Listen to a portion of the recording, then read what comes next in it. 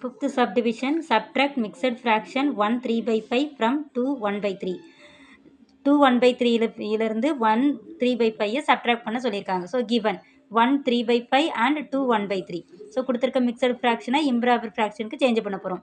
So 1 × 5 + 3 divided by 5 equal to 5 + 3 divided by 5. 5 + 3 equal to 8 divided by 5. Next 2 1/3 improper ஃப்ராக்ஷனுக்கு change பண்ண போகிறோம். 2 × 3 + 1. So 2 3s are 6. 6 + 1 divided by 3 equal to 7/3. So 5க்கும் 3க்கும் அதாவது denominator 5க்கும் 3க்கும் என்ன பண்ண போகிறோம், LCM கண்டுபிடிக்க போகிறோம். ரெண்டுமே ப்ரைம் நம்பராக இருந்தால் அதோட மல்டிப்ளிகேஷன் தான் LCM. So 5 3s are 15. So next கொடுத்துருக்க ஃப்ராக்ஷனில் இருக்கிற டினாமினேட்டரை நம்ம என்ன பண்ண போகிறோம், எல்சிஎம்க்கு சேஞ்ச் பண்ணி எழுத போகிறோம். 8/5 ஈக்குவல் டு 5 எதால் மல்டிப்ளை பண்ணால் எல்சிஎம் 15 வருதுன்னு பார்க்கணும். So 5 3s are 15. ஸோ நியூமரேட்டர்லேயும் டினாமினேட்டர்லையும் 3 3ஆல் மல்டிப்ளை பண்ணுறோம். 8 × 3 24, 5 × 3 15. நெக்ஸ்ட்டு 7/3 3யே எல்சிஎம்க்கு சேஞ்ச் பண்ண போகிறோம். எதால் மல்டிப்ளை பண்ணால் 15 வருதுன்னு பார்க்கணும்.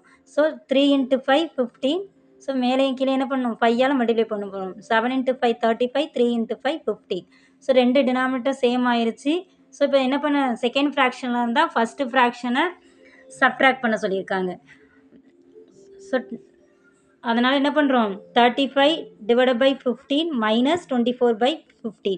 ஸோ 35லேருந்து 24 போச்சுன்னா 11 divided by 15. So answer is 11/15.